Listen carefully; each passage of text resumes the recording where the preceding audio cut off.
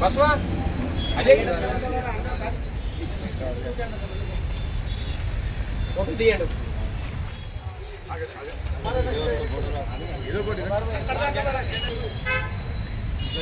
Log shot అయితే గితిగిత కనబడతారు, క్లోజ్అప్లో అయితే కొంచెం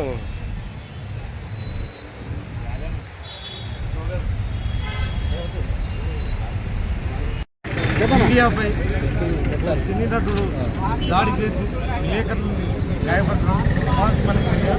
దీన్ని పటాన్చెరు జర్నలిస్ట్ ఖండిస్తుంది. వాస్తవానికి జర్నలిస్టులు అనే వాళ్ళు ప్రపంచానికి తెలియజేయడానికి కోసం వెళ్తుంటారు. అటువంటి విధులు నిర్వహించే వాళ్ళ పైన ఒక సినీ నటుడుగా ఒక అహంకారంతో దాడి చేయడం అనే దాన్ని ఎవరు కూడా దాన్ని ప్రభావంగా అంటే ఎవరు దాన్ని ఉపేక్షించరు. దీనిపై రాష్ట్ర ప్రభుత్వం కఠినమైన చర్యలు తీసుకుని కఠినమైన చర్యలు తీసుకుని జర్నలిస్టులకు న్యాయం జరిగే విధంగా చర్యలు తీసుకోవాలని డిమాండ్ చేస్తున్నాం.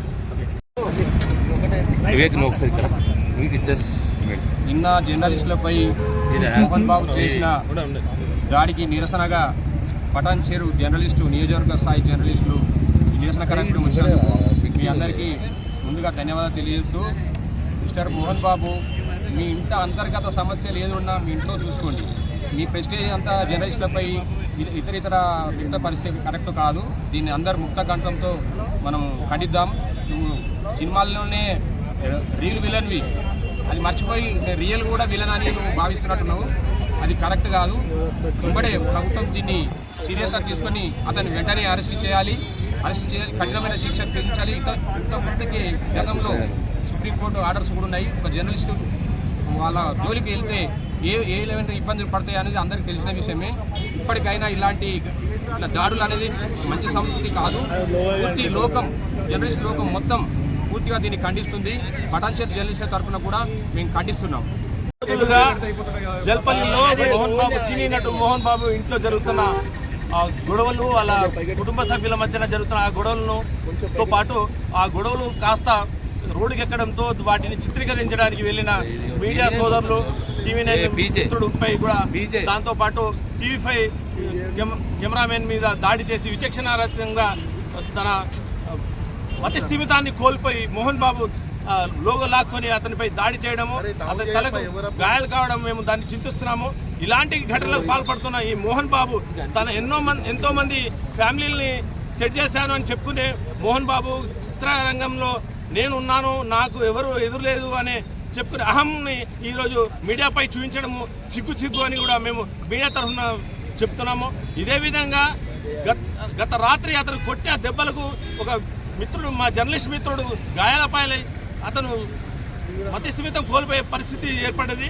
అతని వల్ల ఎలాంటి హాని జరిగినా కానీ అతనికి, వాళ్ళ కుటుంబాన్ని కూడా అతని మోహన్ బాబుపై క్రిమినల్ చర్యలు చేపట్టి అతనికి రిమాండ్ చేయాల్సిందిగా మేము మీడియా పరంగా డిమాండ్ చేస్తున్నాము.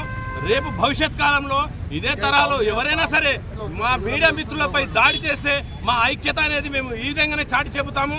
వాళ్ళపై మేము ప్రతి దాడిలో కూడా దిగడానికి కూడా సిద్ధంగా ఉన్నామని చెప్పి హెచ్చరిస్తున్నాము. ఎవరైనా సరే ఈ నియోజకవర్గ స్థాయిలో కానీ జిల్లా స్థాయిలో కానీ రాష్ట్ర స్థాయిలో కానీ ఎంత పెద్ద లీడర్ అయినా ఎంత పెద్ద పేరు మోసిన మోహన్ బాబు లాంటి వ్యక్తులున్నా ధనికులున్నా అని వాళ్ళు భయపడే వ్యక్తులం కాదు. మేము మా మీడియా స్వేచ్ఛను కాపాడుకుంటాము, మా భావ స్వేచ్ఛని ప్రభుత్వం కాపాడాలి, మాకు భద్రత కల్పించాలని చెప్పి ఈ ముఖంగా మేము వేడుకుంటున్నాము.